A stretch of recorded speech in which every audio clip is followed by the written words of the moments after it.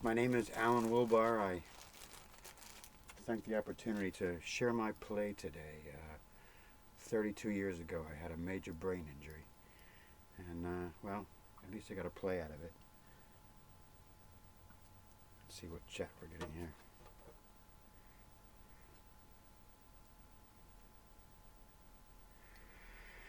Well, okay.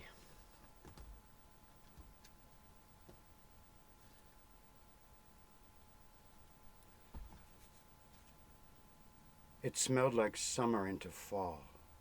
Shorter and shorter days, dancing with shadow. Late September, it was our last gig of the summer. I'd been off running a rigging company, building huge rock and roll stages on the road with my crew, and was returning to take the circus tent down after putting it up back in May. 4 months older. The tent, I mean. I guess we were too. We were going to have lobster on the beach tomorrow. I guess somebody got my lobster, or perhaps it went on living. I'm now a vegetarian. Just after a concert by that guy who knows when to fold 'em, I got to work late. Show was ending, audience echoing off into darkness. We got ready to start gearing up in the tech office. Craig, Fred, and I. It was the first expectant cold of the season. It seemed colder and black at the edge of light. We climbed the tent. Took the rain caps off, like hula hoops with fabric across them to roll over the top of the pole, like a canvas condom to keep the faces dry of the audience far below. I took mine off, turned, and that's where my cognitive memory ceases for a little while. They tell me we laughed and talked the 40 feet back to the other main pole. I was on point.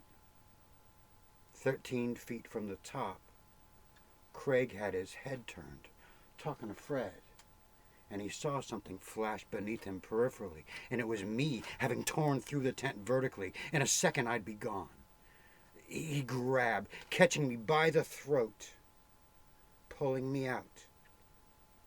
I got away from him, spread-eagled my body to redistribute my weight, and ripped through again. For a moment I was sailing, my PTSD now tells me. I fell 30 feet, slamming into the grid, that metal thing above your head that always holds the lights. Bounced up in the air, came through the grid, dinging my head.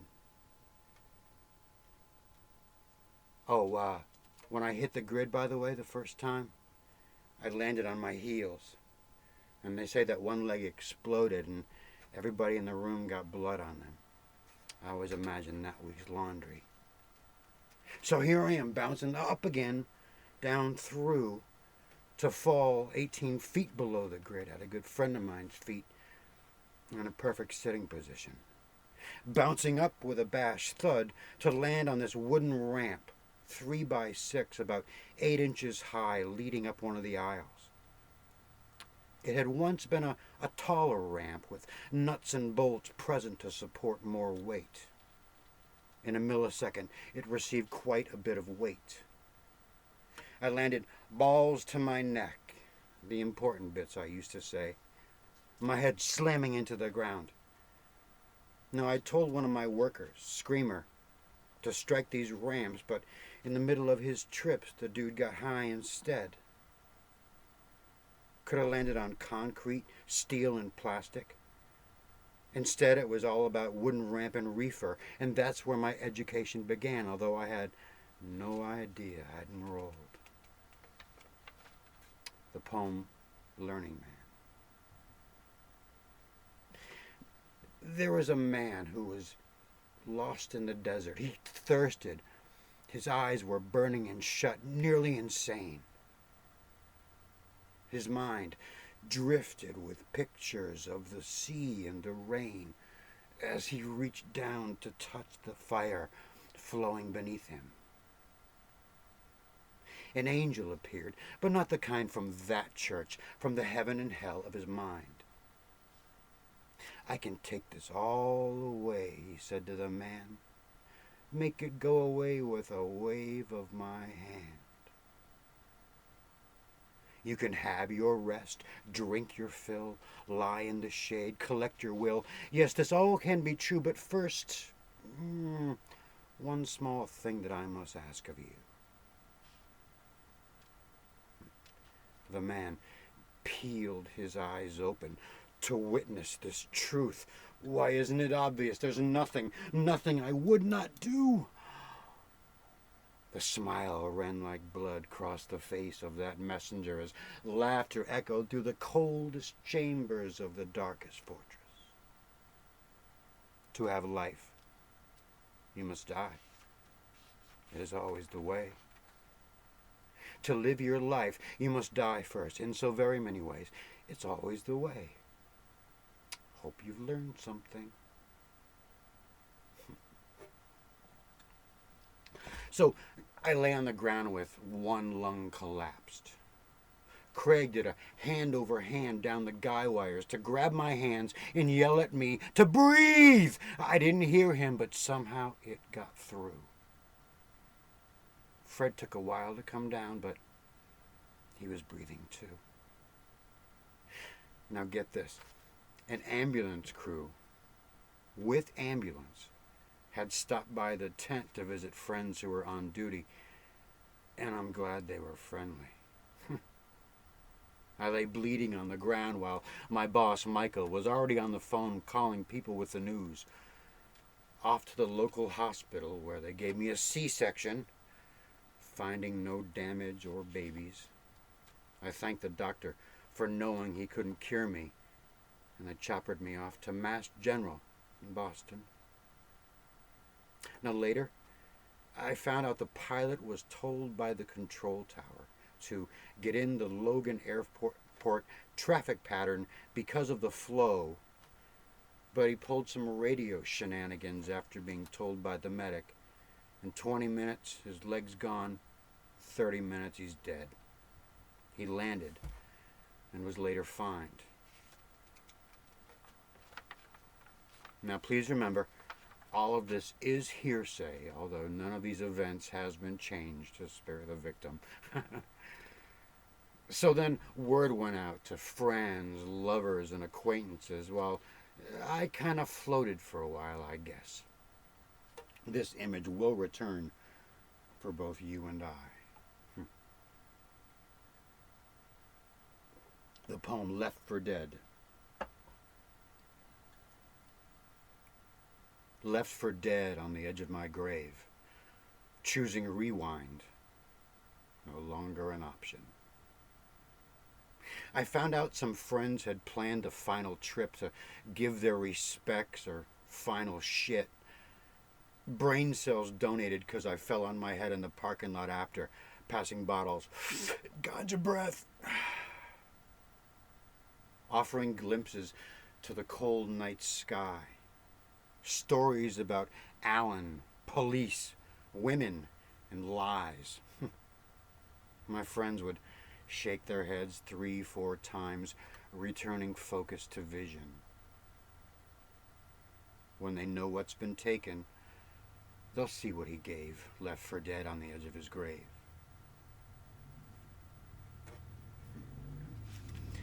So massive frontal parietal lobe damage, septum dislodged, collapsed a lung, compressed L4, L5, shattered my sacrum, shattered left fib, creating compartment syndrome, 13 and a half days in a coma.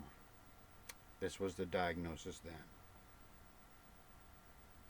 I now understand that a coma is a good thing.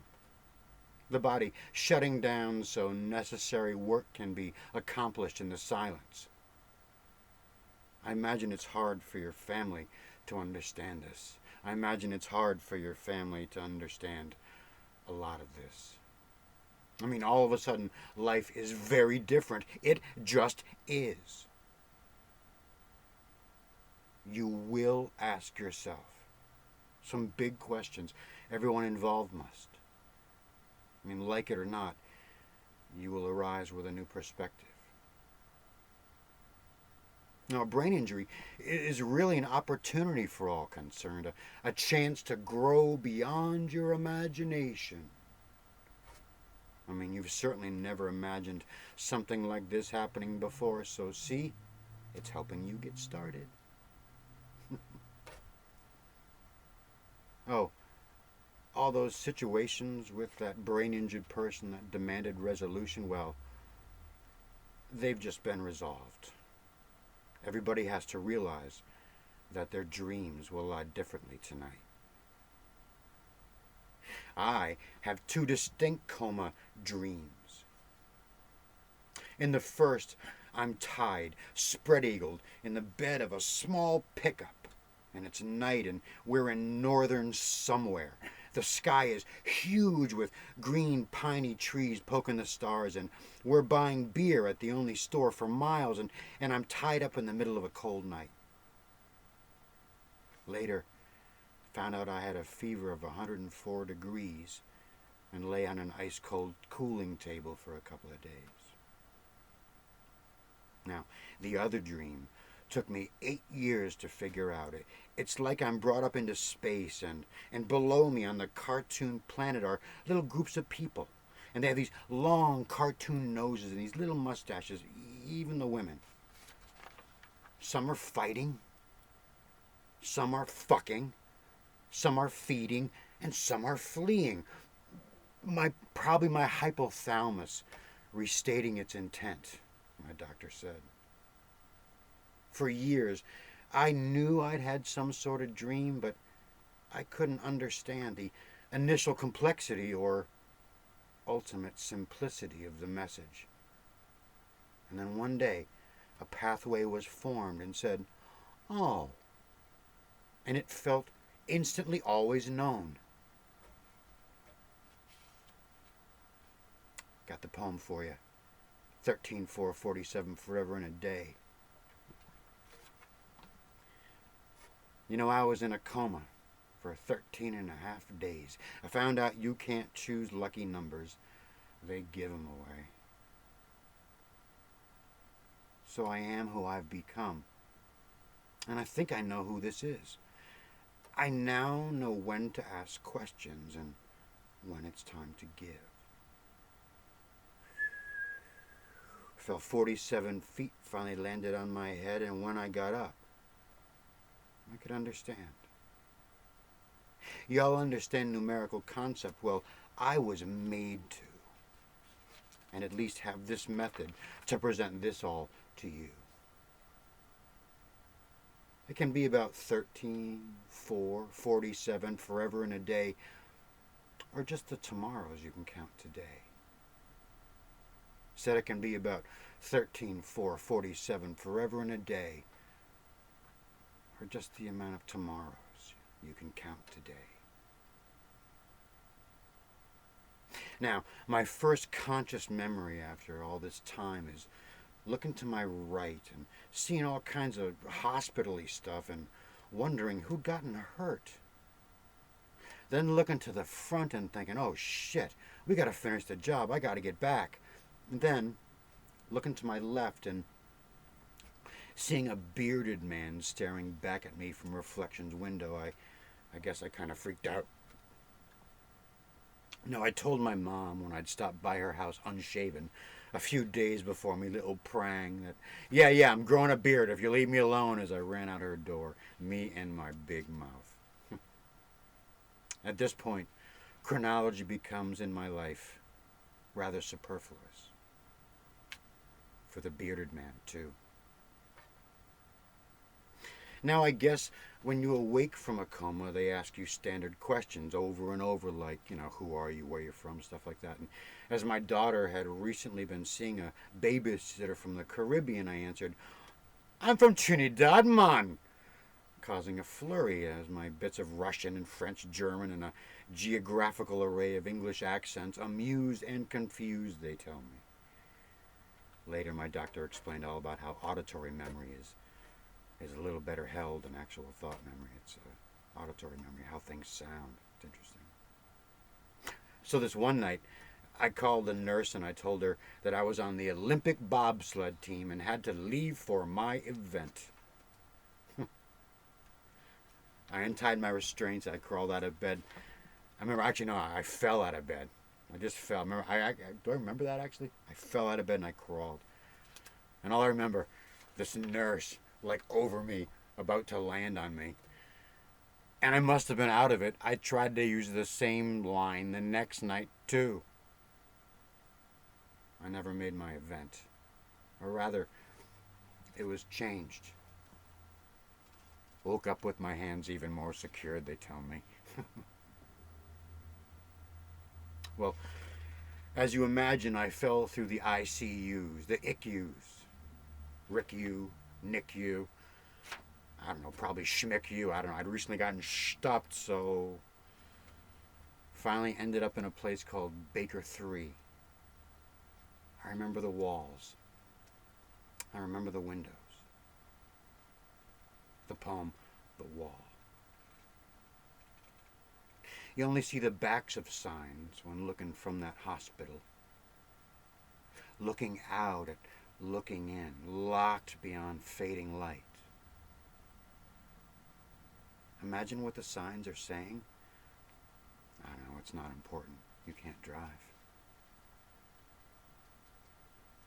It's backstage at the carnival, and the messages are resting. Backstage at the show of life, and another matinee has been requested. While people leave again, while you still stay. Losing dream leaves the field in pain. Life goes on somewhere. In spite of your stumble, the unwounded keep breathing a different pace. There you lie while the pit crew's still working. The question remains. Rejoin the race?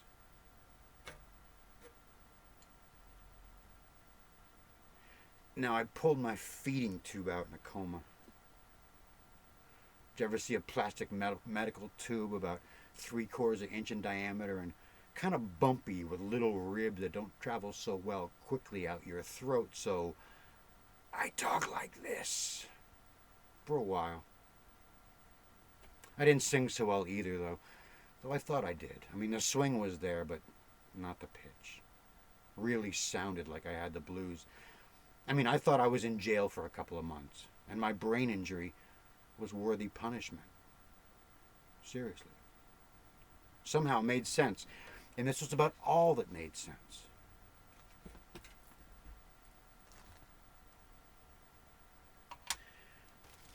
The first get well card I got while still in a coma was from Liza, Frank, and Sammy. Liza Minnelli, Frank Sinatra, and Sammy Davis Jr.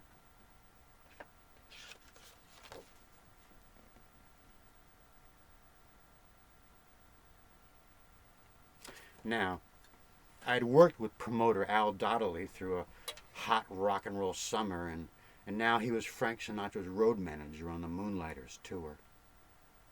He was one of those called while I was still on the ground, and they tell me that Sammy saw Al upset, and it was Sammy's idea for the get well card. Nice to get one from the family that's chosen you. Now, time came a few weeks later to go to my post-acute facility, Northeast Rehab in Salem, New Hampshire. That's what they called my third hospital, where they started to put my head and body back on the same page, or at least in the same volume. My equilibrium gone, I took a rollicking, nauseating ride on an ambulance rocked by random seas. I arrived and met Dr. James Whitlock, who has been instrumental throughout my life understanding my brain injury.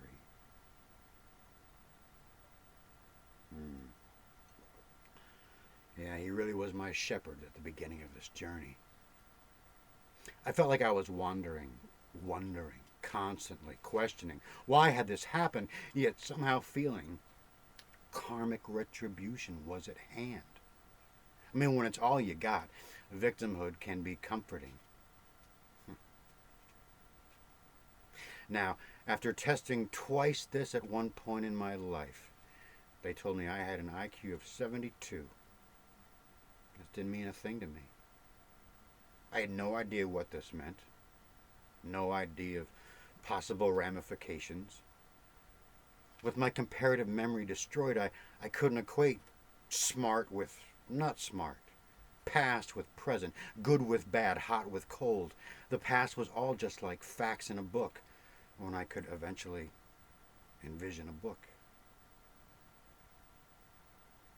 Then life became about wheelchairs, ramps, and walkers. While I was at Northeast Rehab, I took a poll amongst my ward mates asking if we would now wear our seatbelts, because none of us had before. I guess it's a type of individual. And somehow I imagined us driving again soon. Right.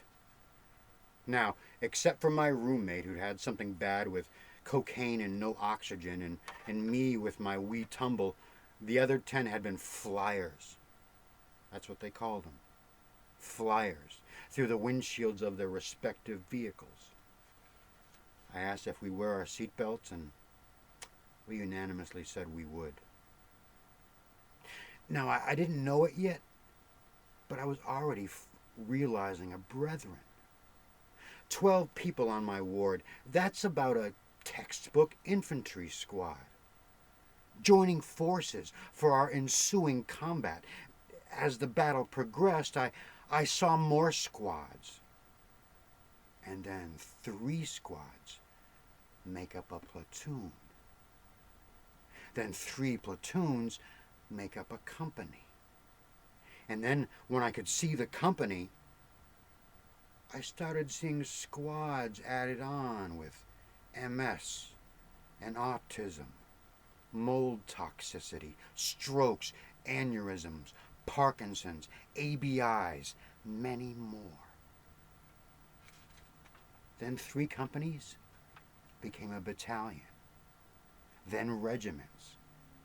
Then came the division, and then the corps, and at last an army, as I saw the size of our war. But hey, at least we can park near the door.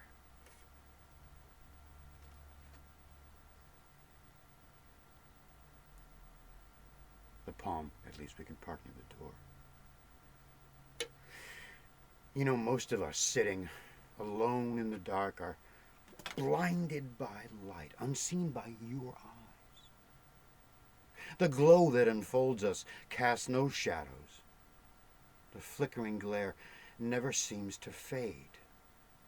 See, the communication dimension is what's out of order. If you could hear in the 4th, it'd blow you away. Now, it could be that bad hands have removed, or maybe it was some god, or just that OBGYN who'd risen a few too many days. We're misdiagnosed, misplaced, but never mistaken. There's a reason forgiveness tries to walk with the lame. All of our lives are but a piece of your puzzle, while we sit here staring at the pieces we can't move. A few of your wants are beyond our desires. If you could feel what you don't have, probably make you cry too. But hey, at least we can park near the door.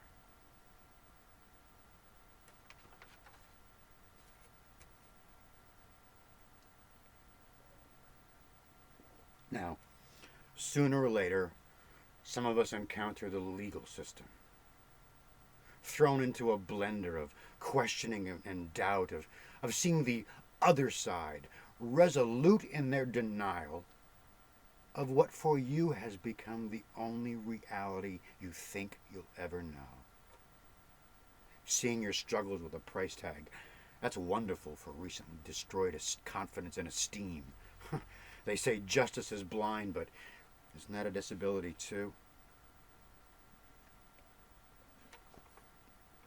Now, God's bless my personal injury attorney. I mean, He tried to explain the wisdom of a long time payment, if I won, to someone who couldn't see right now, let alone down the road.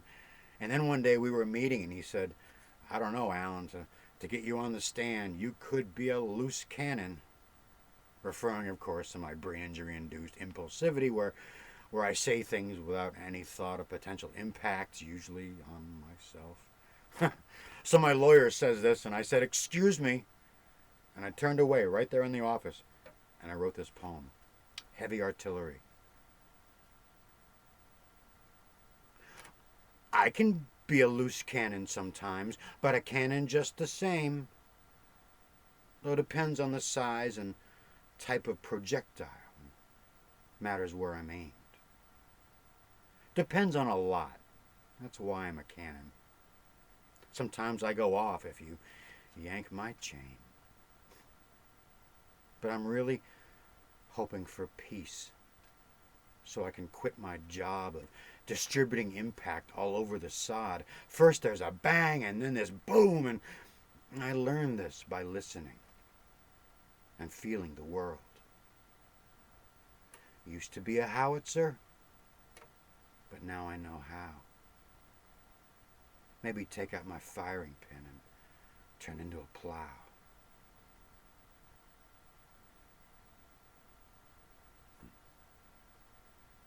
I must say I was almost happy when I could barely see the incredibly complex elements of life around me, and the world felt warm and cozy and safe as a very small place, but somehow I knew it wasn't right, and eventually saw the elements forming a whole, glimpsing far more complex thinking as I recovered, and my world got larger. Like thinking I can see the whole picture, only to step back and realize what I thought was a whole big green picture is just a piece of a leaf on a tree. And then more stepping back and you can see the valley in which the trees stand, and more stepping back and you have a bigger picture, and get this. Eventually I learned that maybe paintings can exist in other wings of the museum. Oh my God, and to trust that. I mean, for a long time, it's tough to trust what you can't see. I mean, to believe what I couldn't feel. Like the amount of time and trust demanded by putting on a production like this, where we toured this play for a year. It was just too much even for me to comprehend.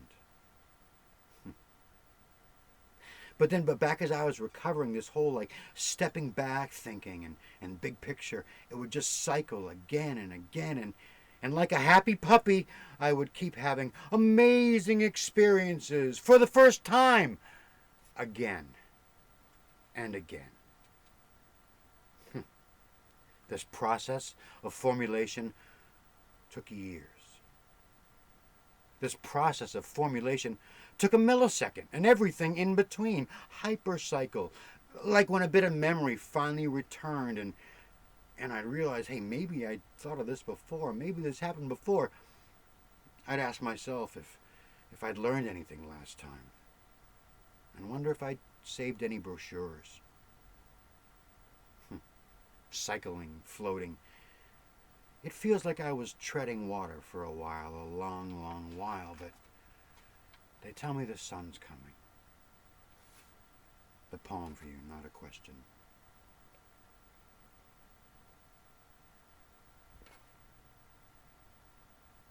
It's not a question from a weary traveler, nor the child's cry.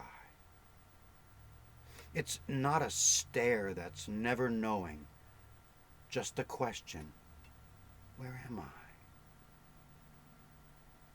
Faces all around, so sure, just going where they want to go, and there you are, lost in your sea, just hoping you can float.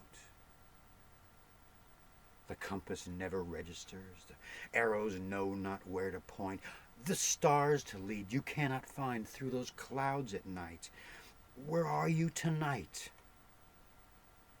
And where were you yesterday? You stand there silent. You cannot say, but my friend, neither can I. It's not the last breath of a dying man. It's not the last shadow when morning comes. Remember, nothing is final. Nothing is ended. Nothing is finished unless it's begun.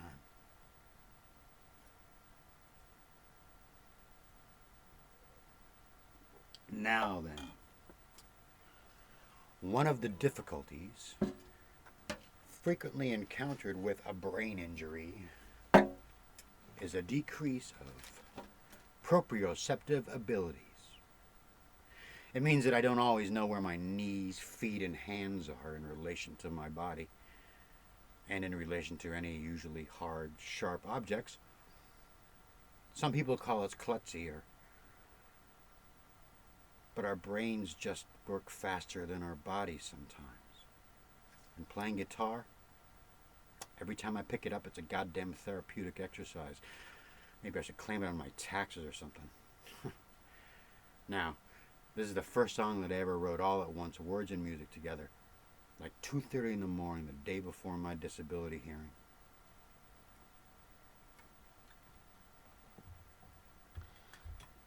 I was talking to my friend and he said that you have to change that title, Alan. It's not a good title. It doesn't flow. I said, no. The day before my disability hearing.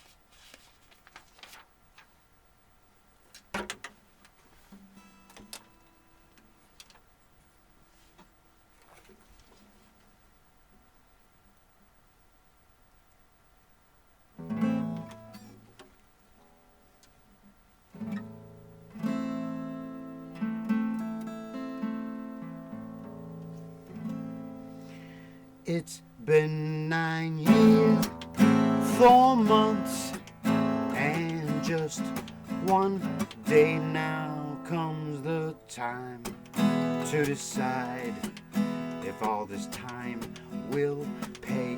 You've got to know where you're at, but can they see where you are as you hold yourself to the measure of just how far is your progression on a scale? On the scale of their choosing, doesn't matter what you paid for the past. Oh, the spirit of bruising. So where will I be? I'll probably still be right here with all the daily reminders that it's been 10 years. So where will I be? I'll probably still be right here with all the daily reminders that it's been 10 years. I felt 47 feet down. I finally landed on my head. They said I was 30 minutes or so from the land of the dead. Although I live it forever, don't always have to explain about when I was shot down and then was made to escape because you don't choose to fight some wars instead. You get drafted and on your knees. To stay alive is usually when you get shafted by the memory as it calls you, as it calls you to play. It's been the bottom of the ninth for about as many years, 4 months, and just one. We're back. Yay! Guess I'm not going to get to smoke the cigarette. Thanks, Evelina. Ugh. I will anyway. Well, I'm like, wait a minute, wait a minute. This is like a Zoom meeting. I can smoke if I want to because no one will mind. Alrighty, here we go. So I was about to read the poem Recovery, actually, because I talked about how, we get a job. We don't choose a job. It's like when you get any kind of disability, that becomes your career. Welcome to it. So I wrote this poem.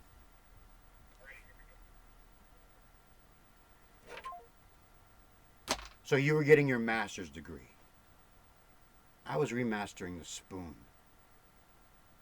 You took many steps in life. I couldn't remember to tie my shoes. I mean, everybody works hard, but is it worth the money? I know I worked harder and have nothing to show except empty pockets hanging to fill diplomas from life. I've got my iron will, 'cause you gotta get steely when it gets to be hard, and nothing is harder than a wounded heart.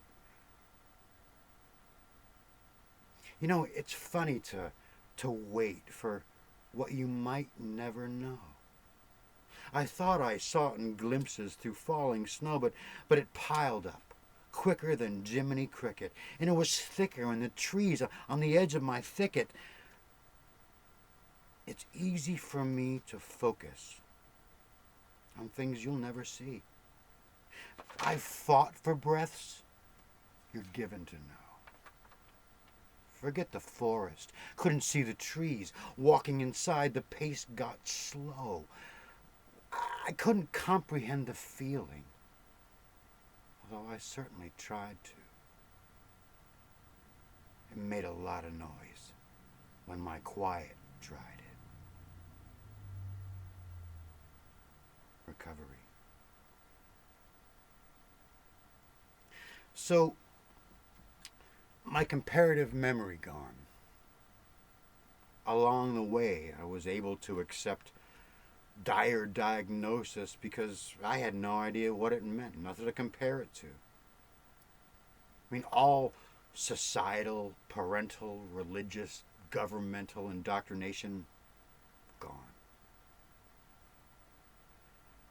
I spent, what I now know is 10 months in a wheelchair, 7 years of physical therapy, and that was just every day. I mean, to me, that was my just every day. No big deal. Projected time was and is lost for me. I mean, I could see maybe project about a week or so, 20 or so years after my fall. Like I never realized that life's going to suck for a long time because I didn't know what a long time was. It's not always right not being able to do this, but that's why they call it a disability. I mean, I guess I really am getting older. I have these very light, almost white blonde hairs appearing in my hair here. Some call them gray. I don't know. Light blonde is fine for me. Oh, and then part of me will always be how old I was when I fell. Dr. Adams explained that to me. Neurologically, you'll always be that age. So I was 24, 1988. Oh my God! Thank God Reagan's almost gone! Yay! I thank Buddha I had my Zen when life was reduced to Zen simplicity. But the world ain't simple, or set up that way all the time. As my brain recovers, bits of former thought and feeling come creeping in, sometimes flooding, leaving me shaking, angry, sweating, mind racing, mood swings to beat the band. And the speed at which they return can leave you both dizzy and vacant. I mean, like I found myself at about 1 million different emotional stages of growth all at once. I really was in about 8th grade emotionally when I got married. Well, part of me was in 8th grade emotionally when I got married, and by the time most of me got to high school, this education was complete. But I grudgingly admit each of these painful, confusing, shattering times has announced further growth and recovery. I wish they would notify me, though, so next time I'd be ready. I mean, just send a letter. Huh?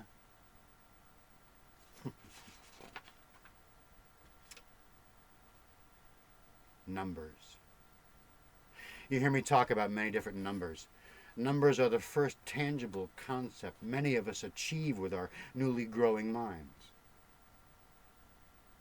We encounter a physical therapist early on telling us to complete a certain motion a certain number of times or for a certain period of time.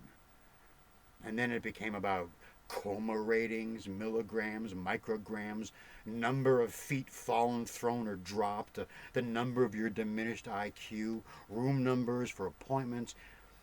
It's wild. Like, it soon became apparent that these squiggly things were important to those around me.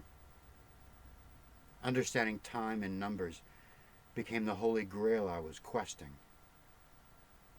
But not until I was able to see inside did the numbers really start to add up. Now, I never felt like suicide, exactly. Too much coming at me, too much variable inputs, as Dr. Adams explained, and I just want to shut down. I still sometimes shut down if there's too much activity, mental activity. It's something called neuroexhaustion. Us brain-injured people tend to have it. But for a long time, like, it made sense to me that if I couldn't fill a space completely, why should I fill the space? If I couldn't be a whole number in my equation, well, then the equation doesn't work, right? The math seemed easy for once, and I don't normally speak math. But for a long time, death was the home I was closer to on the line of life, and I just kept wanting to go home.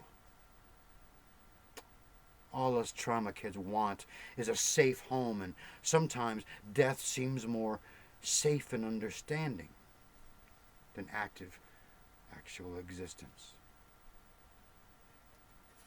The poem, I'm Someone Still Alive.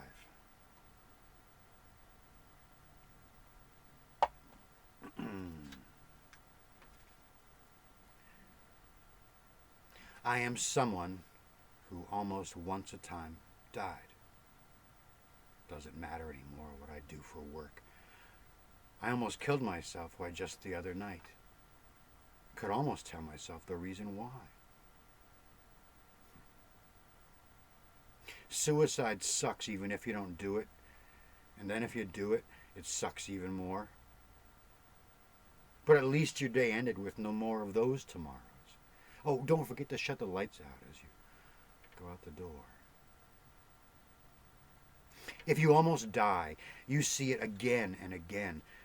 It's like living near a cemetery where you're merely lacking where and when. You can't make the time.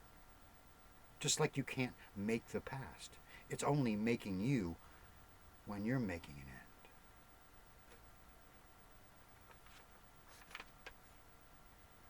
Suicide sucks, even if you don't do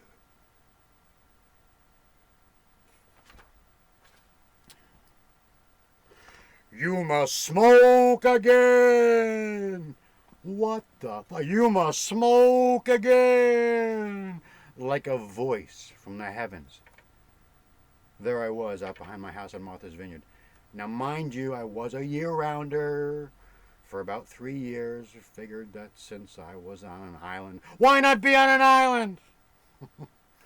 So anyway, I got this voice from the heavens.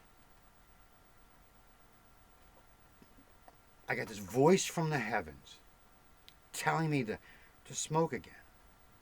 And this happened on like a Thursday or Friday, 8 years after my fall.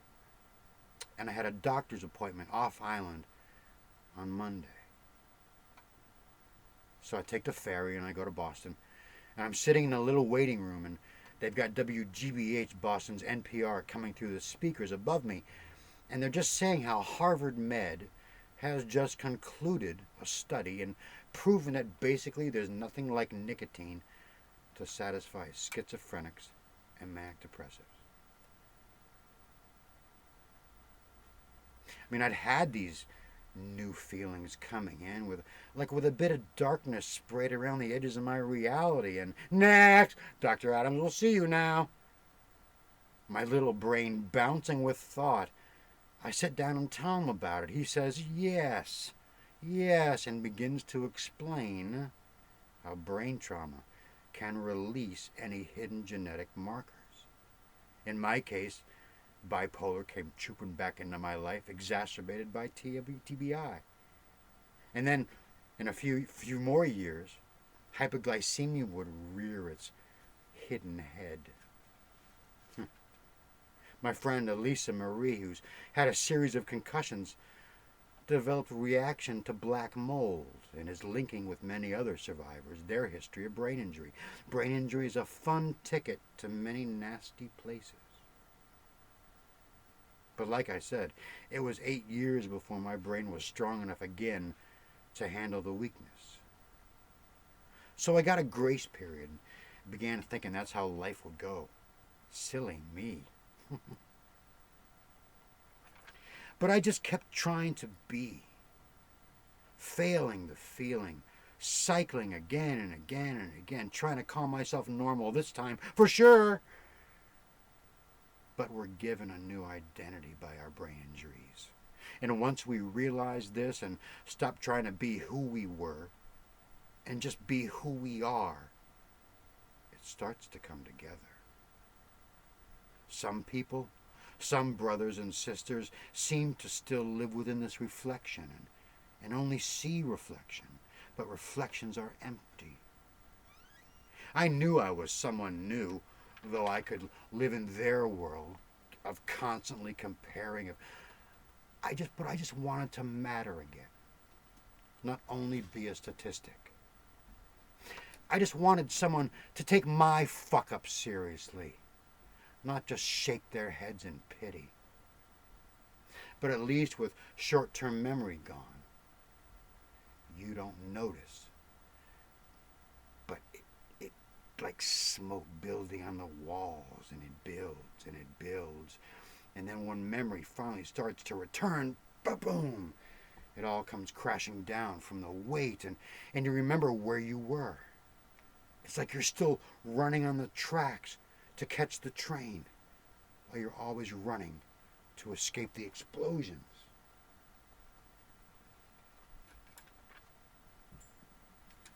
Now,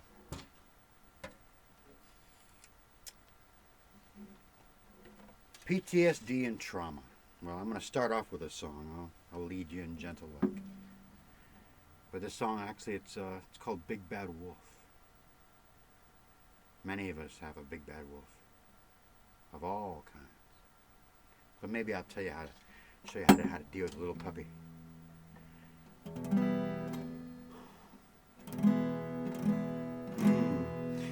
And the wind was low in the hills, and it looks like it's moving too fast.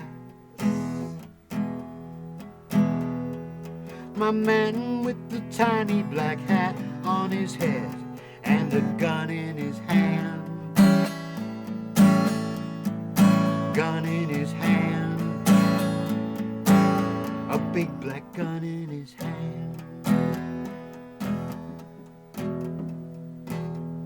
He will chase away your dreams if you want, and when you go to fight for freedom, you will find your freedoms. Run away from him, 'cause he's a big bad wolf. He's a darkening man. He's the man with the gun that you put in his hand. Big bad wolf, he looks a lot like you. He'll be the biggest, baddest wolf if you want to.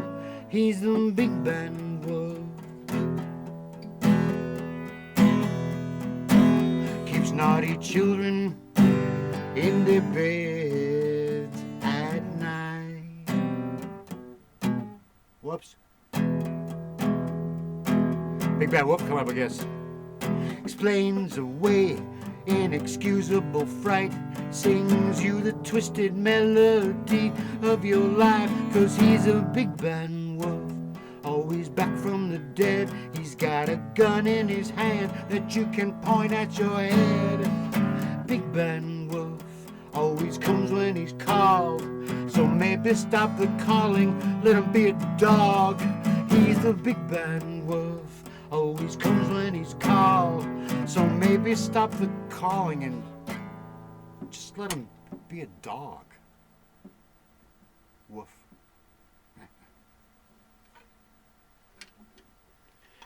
So PTSD is a normal reaction to an abnormal situation and infects your complete being. How you look at the world, how you rate people and situations, and kind of takes the taste out of food sometimes. To those of us who have undergone some kind of trauma, it's like we went far away to fight our nasty war. And now, await gunfire as we float through your world, which seems to be devoid of gunfire so far, but we're waiting. And our ranks have now swelled. Many brothers and sisters did go away to fight a nasty war or 2 or 3 or 4 and now float alongside. PTSD has shaped my life. I now accomplish tasks in the safest way with fewest steps ensuring success. I mean, with a lot of steps, something could go wrong. I take shortcuts. I tend to be self-contained. Protein bar, water, extra vitamins in case I get stranded, flashlight, multi-tool, book, MMJ. I just have to minimize all potentially dangerous input. I mean, I'm like the friggin' brain injured Boy Scout or something. I got my brain injured merit badge, but I'm not a tenderfoot, just a tender head. But sometimes when I'm watching telly or a film, someone takes a dramatic fall from a great height, and that falling flash becomes imprinted in my brain to return later that night, just as my eyes lose hold and sleep beckons, and it returns. An impulse of impact shuddering my body. Years ago, told myself, well, it's okay. Those are well-paid stuntmen. They're landing on airbags. I'm still waiting for my check from the stuntman union, and the invoice is getting larger.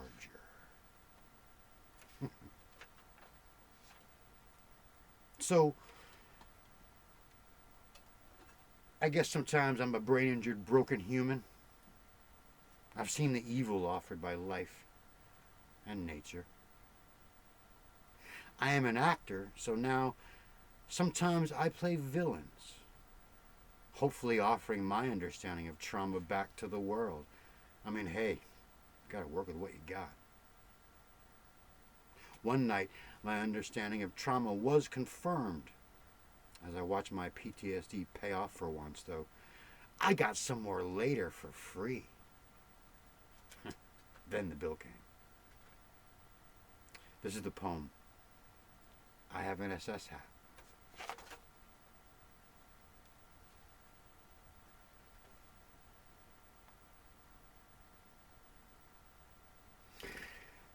So I have this SS hat, purchased recently, to again bring the ghost to productions of The Diary of Anne Frank, where I intrude with Luger upon the family huddling in the attic. Met a survivor one night, and after the show, during Q&A, he kept staring across the stage at the actor, me, standing in greatcoat and very high boots, and when it was done, he approached with a finger pointing back towards recognition, issuing the edict past accommodating upturned faces of my cast members, looking back through 50 years to the SS runes on my collar. You know.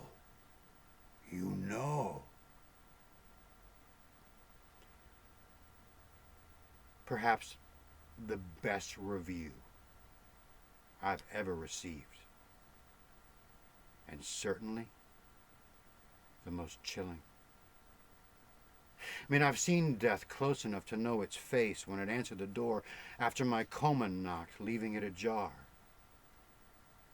This tends to either bring understanding or none at all. Now my SS hat is not exactly a repro. It's made anew in Berlin by the original manufacturers, who seized new markets since the wall fell down.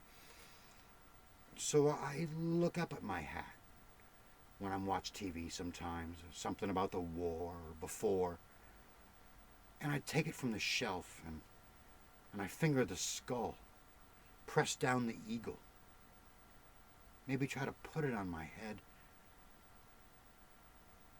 but it can't stand the weight of guilt and shame. My forehead won't be shattered by the brim of blame, and it drops from my head, shedding the stain of green wool, black velvet, silver, and flames.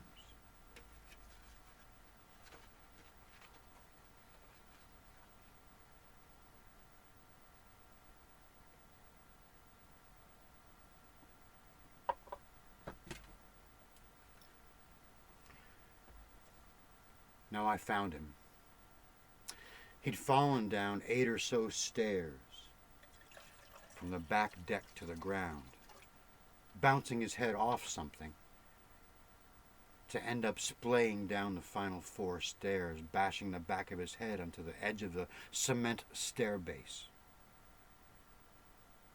I found him, gasping to breathe, with a heart like an engine, but exhaust pipe blocked, so I reached into his mouth with my finger and pulled his tongue from his throat, discovering the extent of the wound to the back of his head as I cradled his head. His blood gushing into my hand as I tried to compress the wound. I say wound because my dad had been cut down by some foe, the evil gods of Alzheimer's. His balance gone, his vision reduced to flashes. He'd had his nose against the porch screen door, like an expectant puppy, the most active he'd been in days. How he made it out through the back porch door and navigated his way around tables, chairs, and plants and planters is simply beyond logic. Welcome to Alzheimer's. Welcome to brain injury. The poem Midah for you. Excuse me.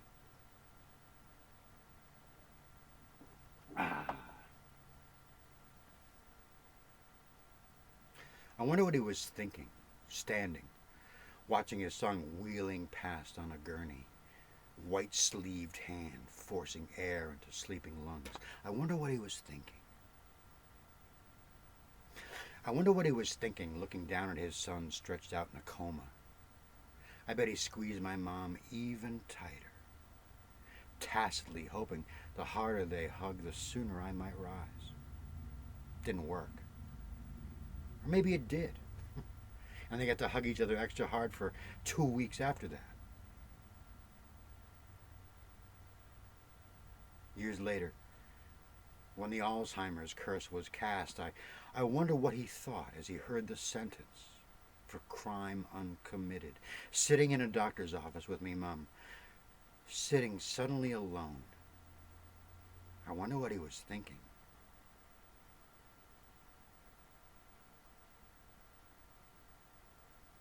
Last summer, before he died, he started evoking original thought, the first that I'd heard in a while. Original thought. All I want to do is sleep. I just want to do something. And I just want to go. I knew exactly what he was thinking.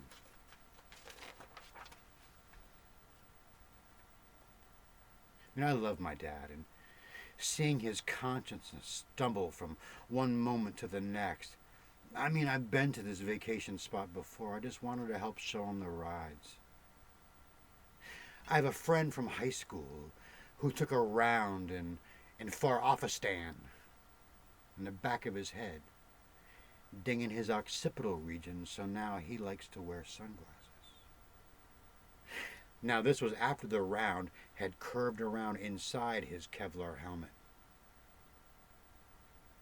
He used to go to the factory that made it in gratitude each year on the day it happened, like a kind of new birthday. We all have new birthdays. Oh, and his seizures didn't start until he started his second tour in Iraq. My buddy down the street took a dive from the top rack of an overnight lockup onto his forehead and into a 2-year coma. I guess he's still serving his sentence. So my dad's disabled, I'm disabled, we're all disabled. And just what is disabled to which we are compared? I mean, I'm able to see what I can't do, and I'm able to see what I must do, and I must learn. We all must learn. So yes, I am the learning man. And what I've learned is that I am a learning man. Present tense. We are the learning man. The poem first person for you.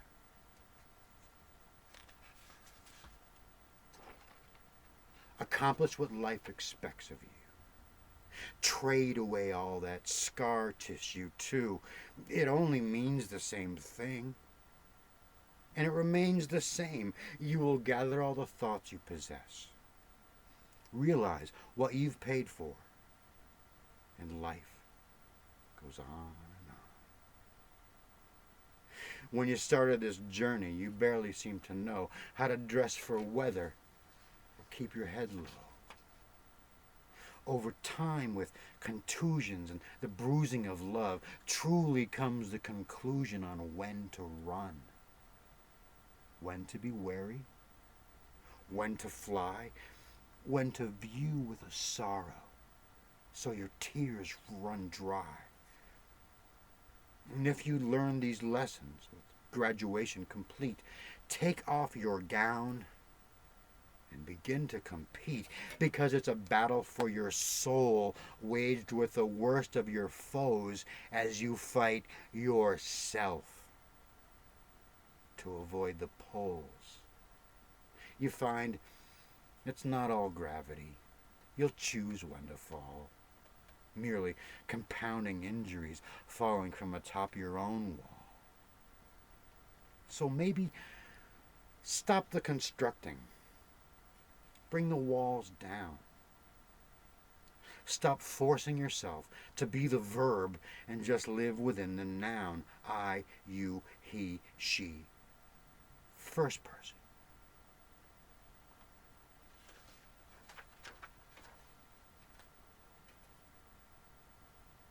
Another poem from the ranks of the quiet disabled.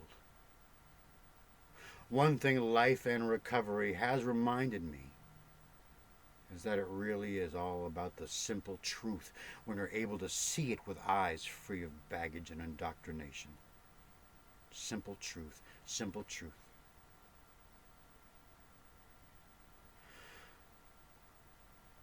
Now that I've seen what I've seen, never close my eyes. I've discovered there's no round trip on this particular ride. It's like there's no going back once you've been to the front. And you'll only return to finish once you've begun. I can give you directions, but understand they're over my shoulder, and they might not be exact because I just don't know. So I'm lost lonely on the road. Well, I like it that way. At least I know when to trust myself and when it's time to look away. I found emotion can be nice, but sometimes it must go. I mean, why price a situation if you're not in the market? You're never the same kind of empty once you're far too full. And you can't drown in the silver when you're in the river of gold.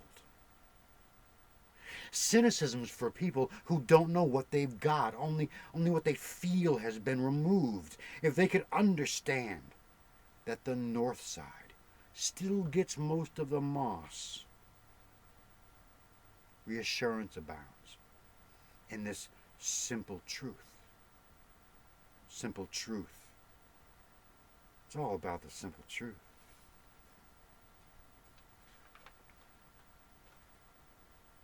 So I began to put more and more of life's equation together.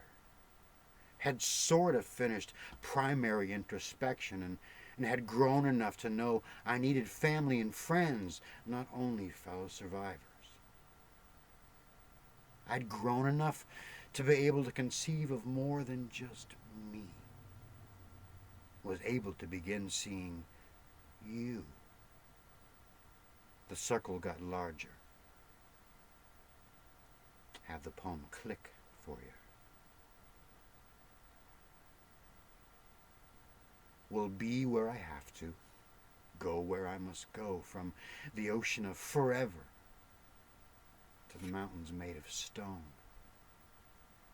I'll bring what I need within the depths of my mind, but also bring seed for the flowers to grow, 'cause the soil will be there.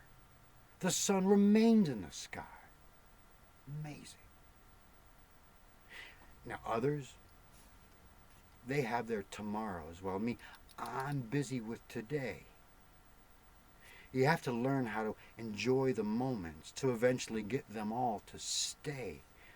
I know what I want, and I want to know more. Maybe I'll turn myself into my shrink and then pick up the reward, but then give it to everybody, because this I finally know. It's about the ocean of together, not the mountain of alone.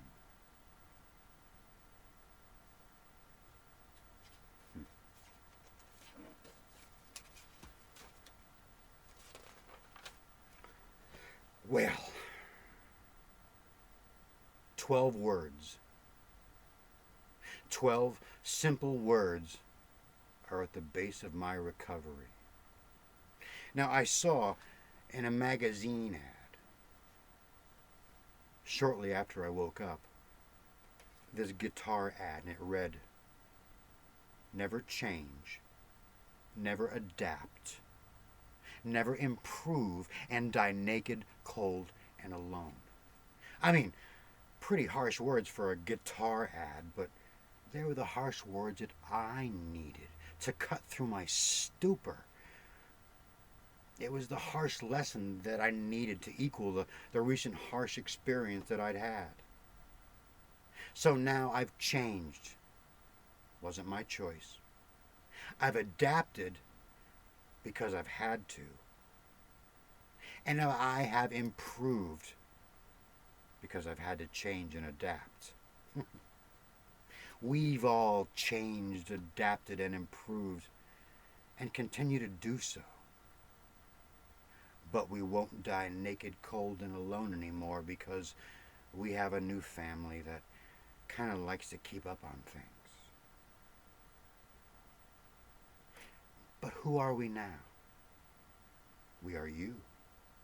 We are the truth, standing, sitting, limping, or lying before you. We are the truth, and can sure smell it when it's not. At first, we don't understand friends and family fleeing, but later thank that the decks were cleared for action. Only when we could see everybody's true colors, even our own, could we paint the picture. But then, when our picture was a little more complete enough to show the world, we realized some people can't see it. And after getting so angry at a world that can't speak our language, we see maybe we've got to learn to speak theirs. There is no delusion in disability. But being able to see it from their perspective, that's what it really, really takes. And you can choose this. You can choose to see it like that if you want. It's all about choice. And sometimes we feel all our choices have already been made for us, but once we let our disabilities command and control us, it removes all our choices. So we have to stop letting our disabilities command and control us. And then you get more choices than you thought possible. We can accept who we are, who we've become. Now it's your turn. My final song for you.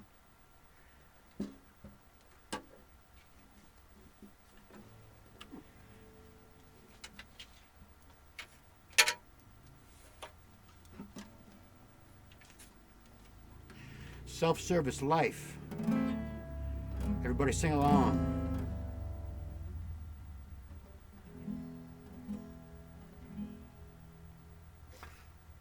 Well, it's a self-service life, and you may sit where you'd like. Just go on in and make yourself homely. Come on in, but you must be alone.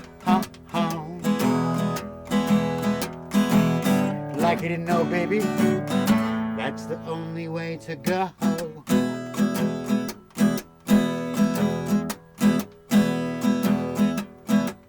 There can be answers for those glances.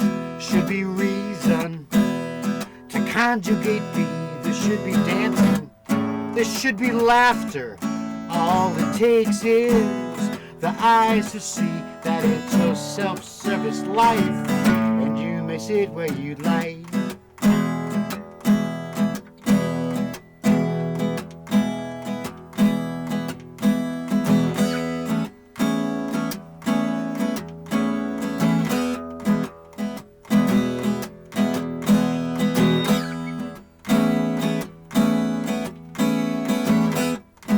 This is a solo spot.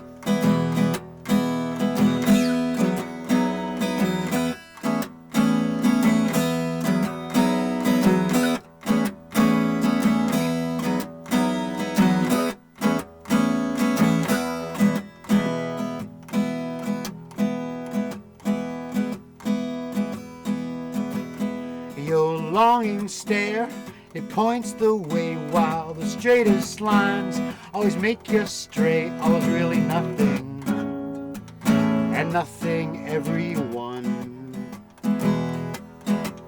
And it's the cold that forgives you, and the warmth that makes you run.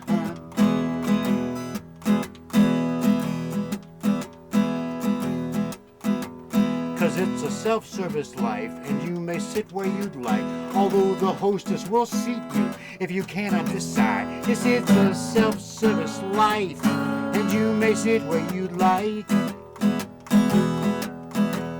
although the hostess, she will seat you if you cannot decide. Although the hostess, she will seat you if you cannot decide. Although the hostess, she will seat you if you cannot decide.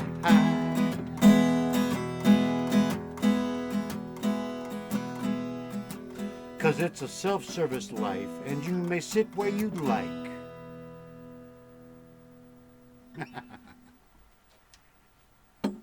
Thank you. Cleveland rocks!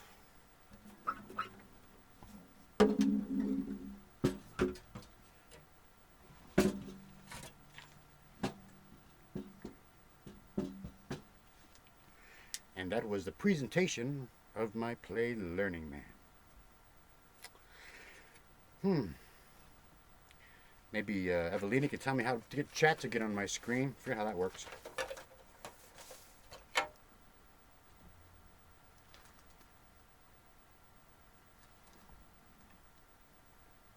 You must smoke again.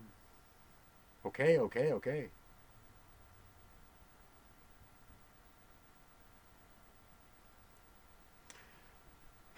Well, I'm sitting in a silent room. I'm sure some people might wish to speak with me or something, or say something. And how do we go there?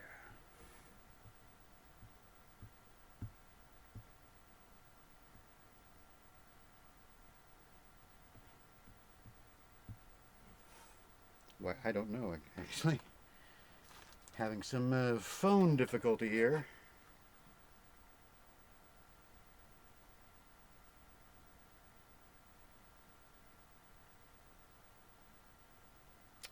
Um, okay. So I suppose I'll just keep on speaking until I get a phone call telling me to stop speaking. Well, only half an hour left. Not bad. Not bad. Bad timing for it. Of course, doing that play, I mean, I had to. That play has gone through so many different configurations. It was pretty interesting bringing it all together again. It's such an emotional journey, I'm sure, as y'all understand. Can sure be interesting. Try to get to our little.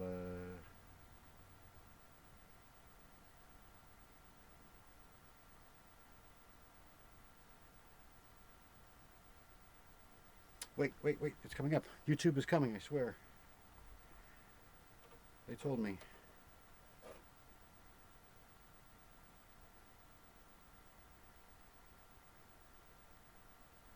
Oh, I guess they lied. Well then. Okay, so that play, yeah, we opened it. It's kind of funny. We opened it in 2017. The Andrew Pennard at the Hatbox Theater in Concord, New Hampshire, was kind enough to let us do an entire month's worth of shows. Well, kind enough, of course, they made money too. We did a whole month's worth of shows, 3 shows a weekend. I was dizzy. It was kind of fun, kind of interesting. Then I went to support groups for the next year and finished up actually at Sargent College, BU's med school. And that actually was the most amazing show. All these students are just like, oh my God, wow. We had no idea. And frankly, that's probably the biggest reaction I've gotten from doctors and nurses and health professionals is we had no idea. And now they do. Hopefully we can get the play out there and make it all good. Oh, there's Alan.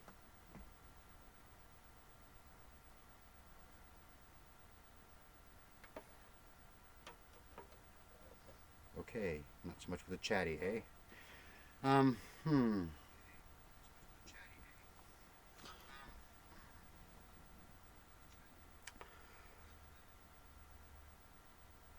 One thing that I can introduce. Let me get one for you.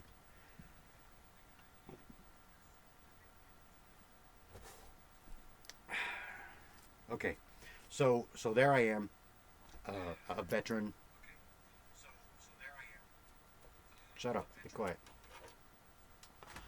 And I see all the army troops coming home from the far off wars, and I'm like, hey, wait a minute.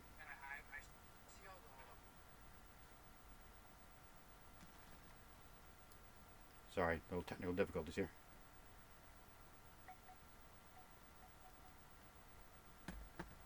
So anyway, so there I am watching the army troops come home from the wars with their combat patch on their right sleeve.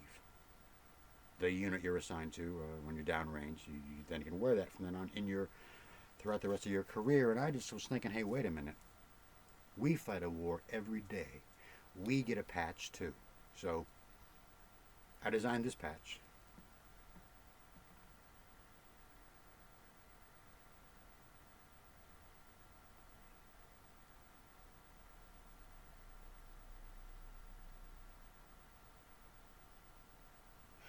We are the 2509th Brain Bombardment Group, and our unit motto is N'oubliez pas, French for, well, because we'll never forget what we sometimes can't remember.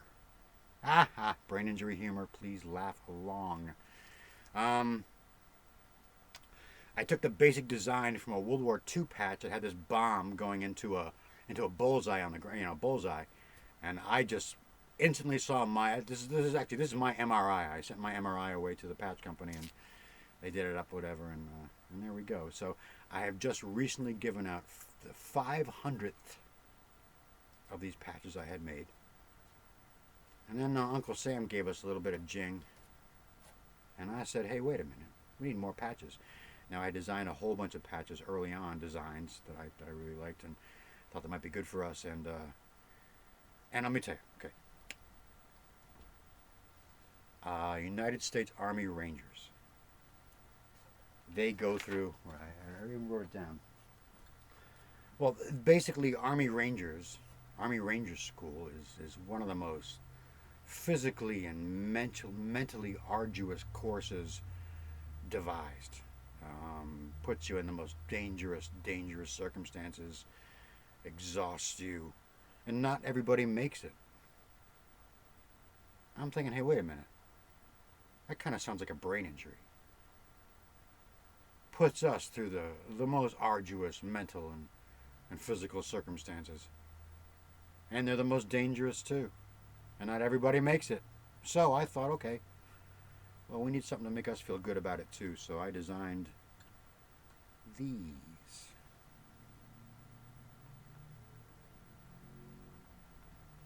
Branger Bold. And actually, and I'm beginning to mail them out to people around the world.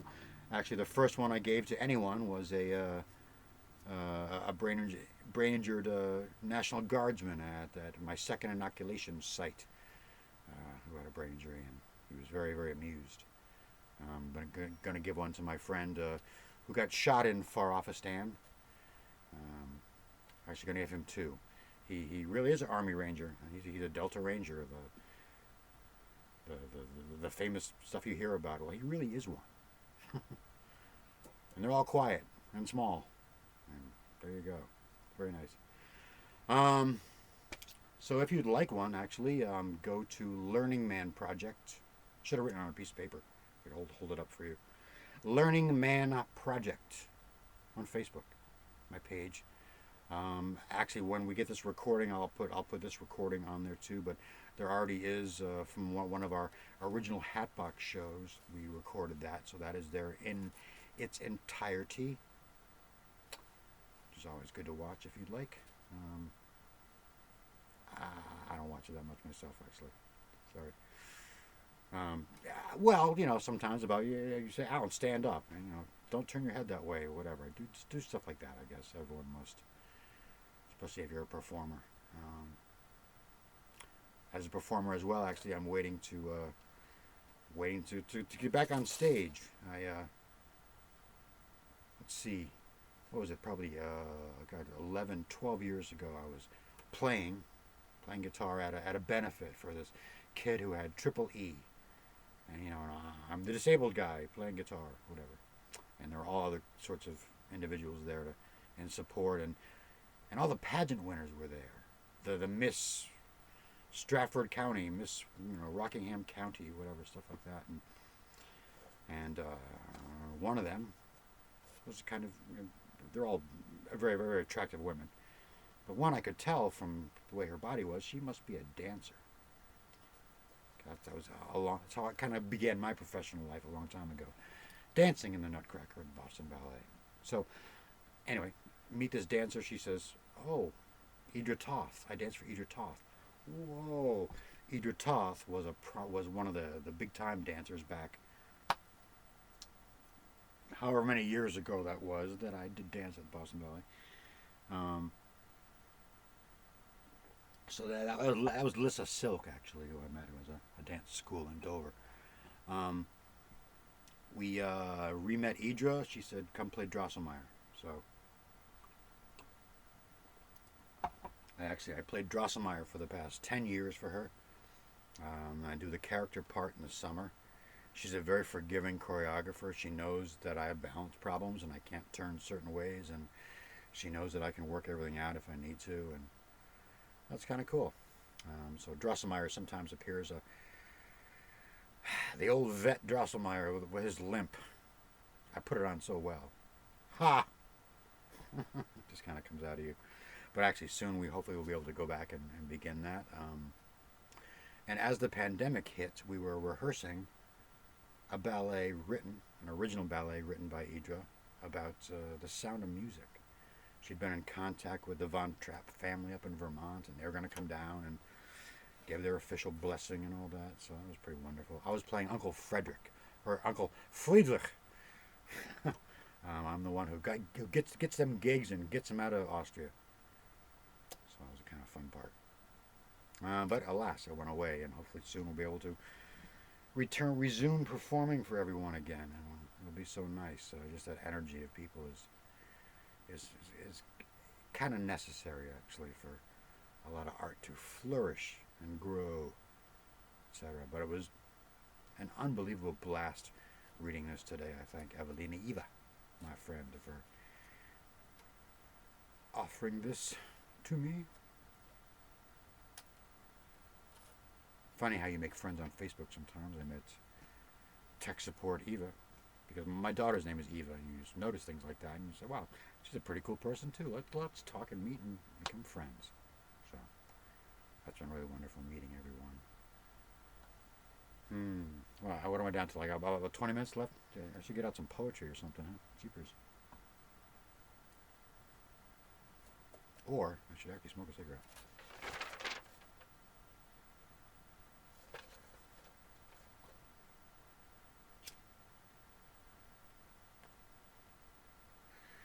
Don't do this at home. Smoking is bad for you. Yeah, actually, it is. That's interesting.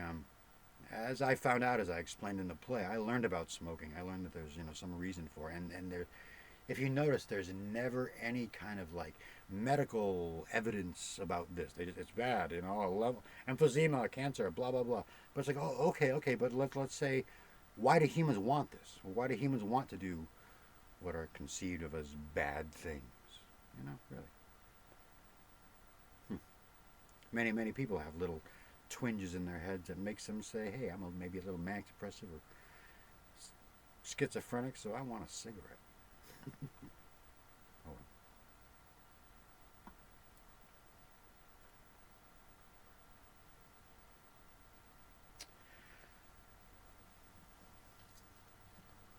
I'm having such difficulty getting to the chat thing. I will try one more time because I would love to talk to people.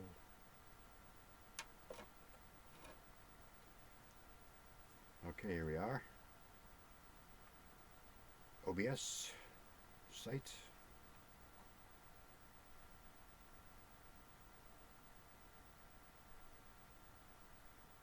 And there's Alan looking at his screen.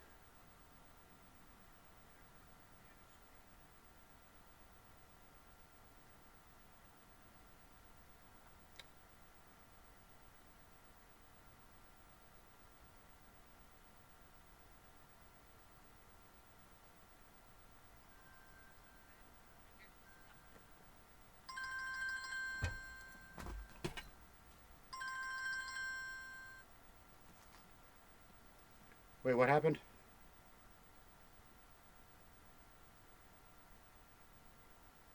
I'm stuck?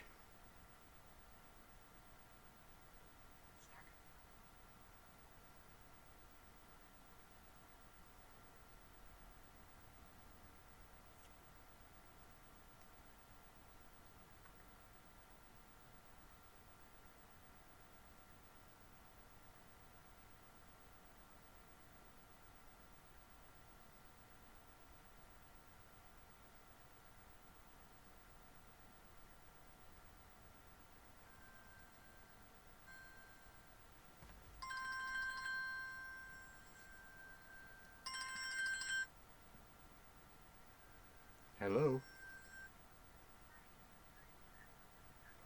Oh, hi.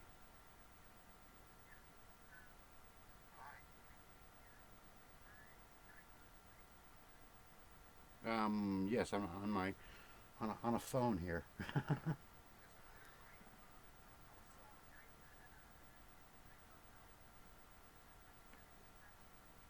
Sure.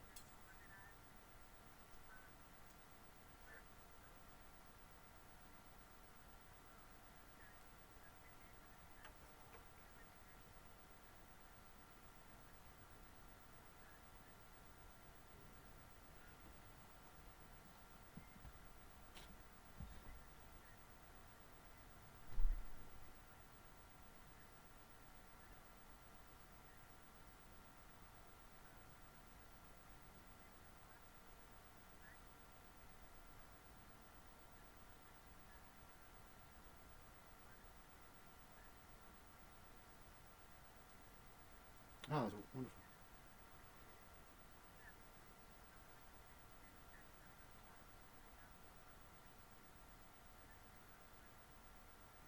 Another 20 minutes. By the way, I'm speaking with Florida, who's letting me know what the questions are, since I can't seem to access that chat here for some reason. And what was that first question again? I'm sorry.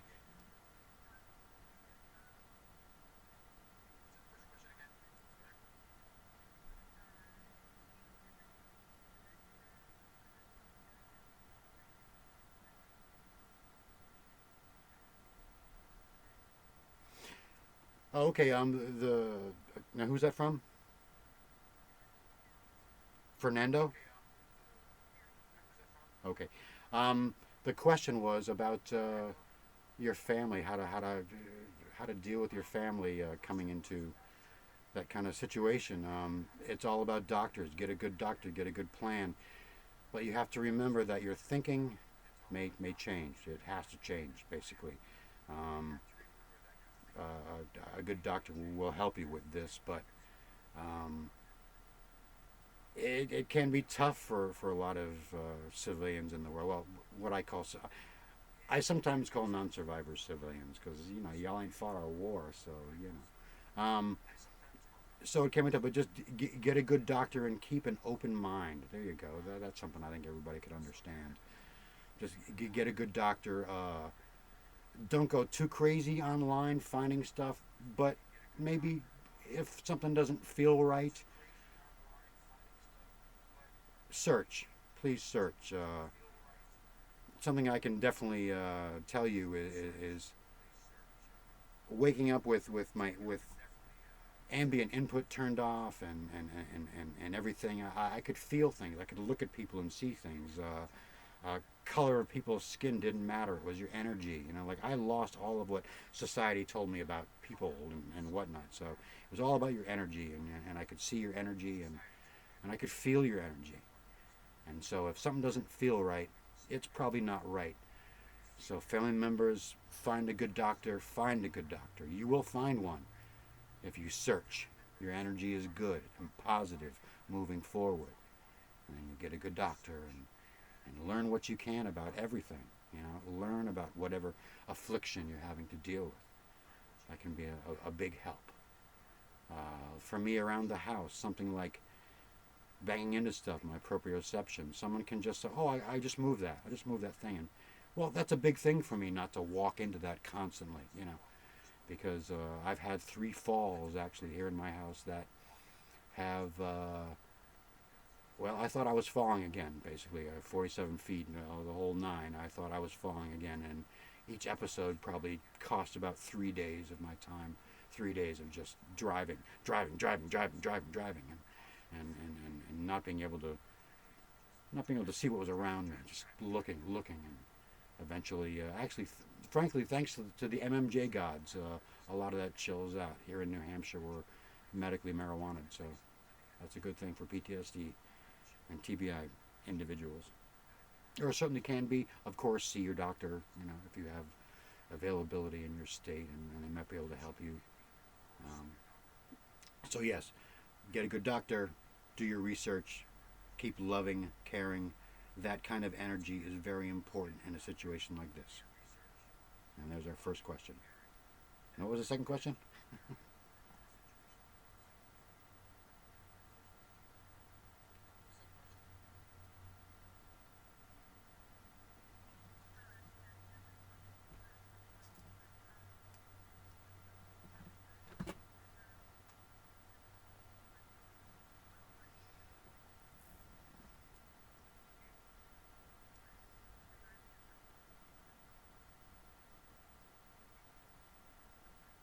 Right. And who's that question from? Okay. Another question from Fernando, all about what to do if someone is expressing that they're noticing something's going on with them, like, oh my God, I keep forgetting these things or whatever. Um, it, of course, is, first of all, it's all about positivity, believe it or not. in a situation like this. It's a good thing that someone is able to say to you, "Hey, listen, this thing is going on." First of all, they've racked around themselves until they can finally maybe feel complete enough to say, "Okay, this is something is going on here." So if someone says that to you, thank them. Thank you for telling me that. And then it's about, like I said, finding a good doctor. But yeah, that's a really great thing that someone is able to, first of all, feel comfortable enough to admit some kind of weakness. That's a lot of the problem. I mean, luckily for me, I lost all that judgment, so I'll say anything, you know, whatever. But and that has actually helped my recovery, where I'll be like, hey, wait a minute, you know, that kind of thing. If energy doesn't feel good, and it is about the energy, and you caring enough to listen to your loved one, and you caring enough to ask this question: how do I do this? That's beautiful. That's beautiful. I see far too much around me, people locked in their own little narcissistic worlds of everything is perfect and I am perfect, and it's crazy, man. I mean, I'm so glad I had a blank slate. I really am. People say, "Oh, wasn't that horrible?" I'm like, no, it wasn't. No. When it's all you know, there you go. You know, I was there in a hospital, and I was there in the bed, and you're walking down the hall. We're the same. The person walking down the hall probably doesn't think that, because they've had a whole lifetime of society telling them what is good and bad and injured and whatnot, you know. But yeah, it's a good thing if a relative says, what's up, you know. Help them, compliment them. Seriously, I'm serious. If someone says, be happy if someone says that, because they have communicated. They obviously want to be part of the process. They're trying to figure out what's going on. That's always a good thing, you know. Some of the three famous words, you know, I don't know. That's after the three greatest three-word combinations are I love you, I don't know, and bite me harder. But yes, that's good to care. Let's see what else we have going on here. Okay, next. Anything next? Is she back? So she's coming back. There she is.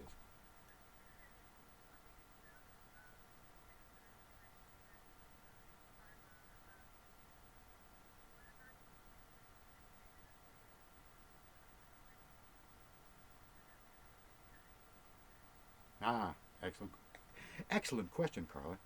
Carla asked an excellent question about artistic energy and whatnot. Wow. Sit down, won't you? Before my injury, I was a child star, and danced Boston Ballet, did all the child parts in musicals professionally. I mean, I was professional, and then got to be 13, 14 years old, 12, 13, and I needed to rebel against, you know, a narcissistic mother. And so I became a technician, because technicians wear black and swear a lot, and smoke pot and smoke cigarettes and work all night and stuff. And so I became a technician, basically, learned all some really wonderful skills in an old hemp house. If you know theater, that's what, you know what that means. I mean, I learned theater in a house that was built for a vaudeville house, built in like 1914 or something. Still had a lot of the old lighting systems, etc. It was an education. Escaped, went into service, got thrown out of the military, out of the Air Force. We were the first people in Air Training Command going to language school who had a top secret clearance, who had the words marijuana next to their name. So they said goodbye. Went down to, actually, then I was in the Naval Reserve for a little while. It was kind of fun, actually, being a corpsman. until they finally said, "Hey, you got thrown out of the Air Force. You probably shouldn't be here." The paperwork finally caught up with us. Whoops. Oh well. So I went to Thumpton, New York for the big peace rally in June 1982. A million people in Central Square. Central Park. And my friend worked for the Big Apple Circus, and I just went out and to see my friend, I had to start working. I'm sorry. I'm sorry. Did you say something? Okay. Okay. Back to sorry. I heard. Make sure we're not mucking up here or something. Um, but it's funny. I'd always written poetry. I'd always written poetry. So there I was, Big Apple Circus, rock and roll, New York. I worked for ABC News, a lighting director, did all kinds of really great big gigs. But I was always writing poetry at the same time, and I almost felt like a schizophrenic. It felt like two different people. And then after my injury, for about a year and a half, I didn't even think about art. Didn't even know what it was. Whatever. Oh, that's nice. And then it just started coming back, and the poetry you hear in the play, I had gotten together for publication, and my good best friend Dave Mayhew came back from LA and said, "Hey, let's do something with this," and it became the play. Um, Obviously with maturity and experience, you learn that expression is very, very important. You have to tell your story. So any other people with a brain, or not even only a brain injury, anything else you want to write about it. Um, Sometimes you don't know what you're writing. You get to the end, and there's an answer for you. You're reading. Oh, okay. Did I write that? I wrote that. Wow, kind of neat. So just express, paint, get your feelings out there. It's very important. 7 minutes. 7 minutes. Must do some phone plugging in here.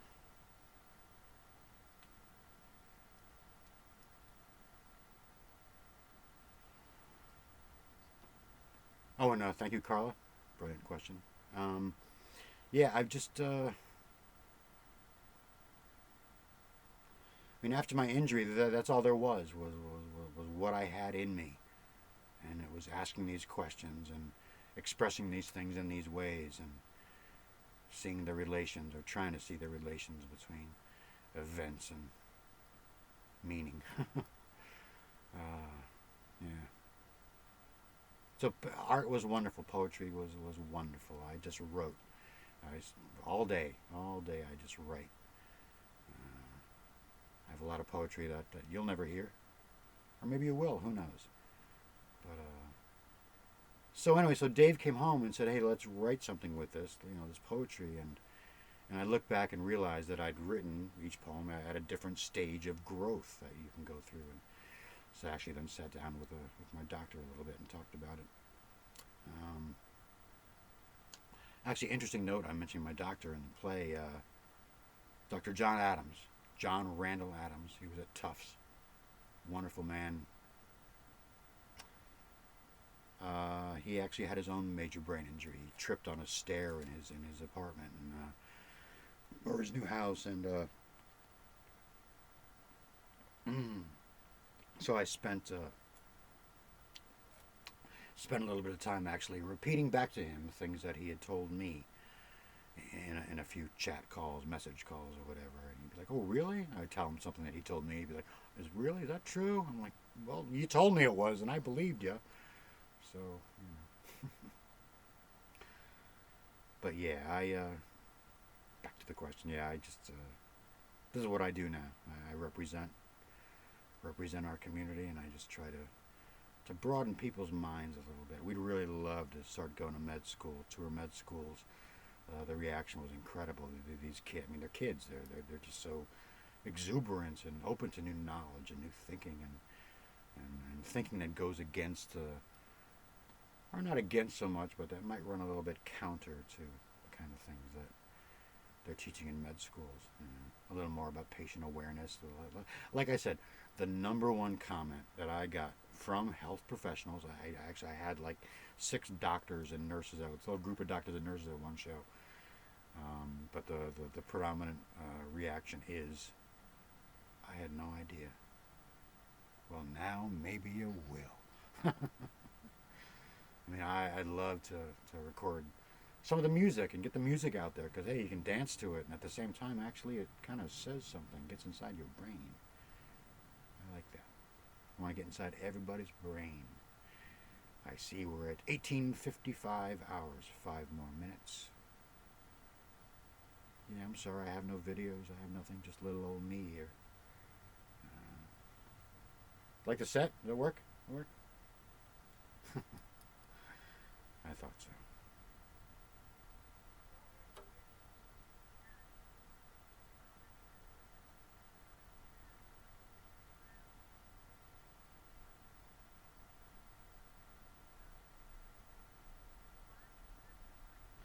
She's telling me to go wild for the next 5 minutes. What the hell you think I've been doing for the last hour 55? Right. Okay. Okay. Yeah. So then I'll just epilogue it, and then I hit stop streaming, and you can fill if I'm not quite at. Excellent. Okay. I'll be back. All right then. Go crazy for 5 minutes. Oh, well, let's make our own little epilogue here. Okay. The community rights, of course, very important. We are all in the community, aren't we? Yes, we all are. Brain injured people, disabled people. Yep. And I really love the. As you get older, you do kind of like how things like maybe might get a little nicer in life about stuff, and just the awareness of this generation that's been forced on them. And as we know, only true adversity reveals your true character. And these kids have a lot of adversity in their face and have quite a bit of character as well. It's kind of nice. So, here we are, brain injured. Supposedly. But what are you? You are me. I am you.